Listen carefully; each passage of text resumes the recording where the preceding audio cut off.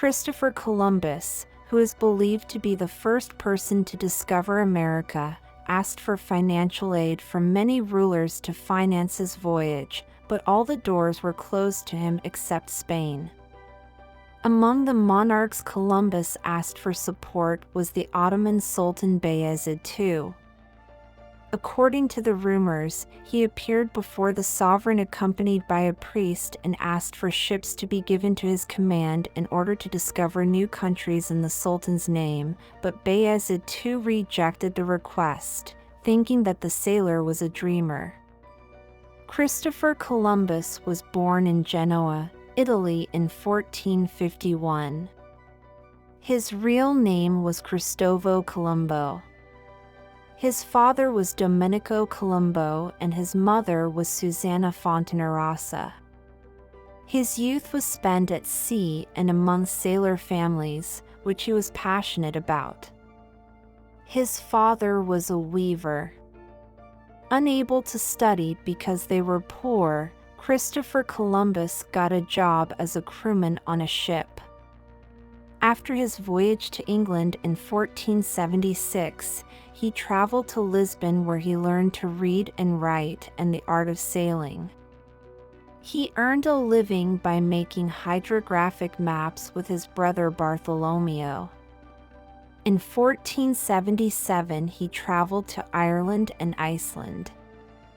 In 1478, he went to the Madeira Islands, Atlantic Ocean, to buy sugar on behalf of one of the Genoese merchants. In 1479, he married a rich Madeiran woman and lived there for 3 years. Particularly influenced by his conversations with the Florentine physicist and cosmographer Toscanelli, he believed that the world was round and that India could be reached by ship, always traveling west. The Kingdom of Portugal, to which he first applied in 1484 to realize this design, rejected him on the grounds that he could not afford the expenses. The second time in 1488, he was again thwarted when Bartholomew Dias successfully returned from the Cape of Good Hope. Through Luis de Santangel, the treasurer of King Ferdinand of Spain, he managed to secure the support of Queen Isabella and the kingdom. 3 ships, 90 crew, officers and armed with a royal warrant, sailed from Cape Palos in 1492. He stopped in the Canary Islands for water and fuel. After a 33-day voyage across the Atlantic Ocean, he reached the Bahama Islands. He named the first island San Salvador in honor of the king. From there, he headed southwest, reaching the northeast coast of Cuba and then the north coast of Hispaniola, Tahiti. Still hoping to reach India and China, he lost his captain's ship and decided to return with a few Arawak Indians he had captured. On the way back, he was caught in a storm and took refuge in the Azores and then in the Gulf of Lisbon. His explorations were allowed on condition that they were under the control of the Kingdom of Portugal. Before his ship reached Barcelona, he was welcomed as a hero for the news he sent from land.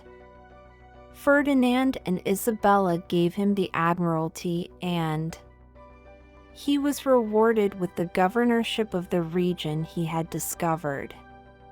He set sail from Cadiz in 1493 on his second voyage to the West Indies, Antilles. This time, in his fleet of 17 ships, he carried about 1,000 nobles, priests, soldiers, farmers, artisans, tools, seeds, and cattle. He circumnavigated the Lesser Antilles, the Virgin Islands, and the Arc of Puerto Rico and returned to the north coast of Hispaniola. His original intention was to explore the southern coast of Cuba, which he assumed was a peninsula of Asia, and Jamaica. In 1496, he returned to Spain to start anew. He reported on the developments. With his approval, his brother, whom he left in charge, transferred the settlement further south to Santo Domingo. Still, there was not enough gold and many of the captives died en route. The third voyage in 1498 was also paid for by the crown, but this time the volunteers were replaced by sailors recruited from the prison. Sailing south, he explored Trinidad Island, the Gulf of Paria, Venezuela, the Paria Peninsula, the Pearl Coast and Margarita Island. Following the Venezuelan coast, he reached Santo Domingo. The colony was in great turmoil. He tried to restore order with some concessions, but due to mistrust, Bobadilla, sent by the kingdom in 1499 for inspection, put Columbus in chains and sent him back to Spain. After long efforts, he secured ships for a new voyage, provided he stayed away from Hispaniola. In 1502, he set sail with his brother, his son Fernando and old friends on 4 ships, in poor health. In 21 days he reached Martinique Island. He disobeyed the royal decree and docked in Santo Domingo. But the new governor refused to let him land. Caught in a great storm, he headed for the then unknown Western Caribbean Sea. Passing through Honduras, he reached the coasts of Nicaragua and Costa Rica, and when he turned east towards the Panama Canal, he clashed with Indians and lost 2 ships. In the meantime, he obtained a lot of gold from the natives in barter. In 1503, he crossed to Cuba again. With his ship rotting and his health failing, Columbus took refuge in what is now St. Anne's Bay, Jamaica, which he named Santa Gloria. A ship was sent a year later and the rest, his brother and son, returned to Spain in 1504.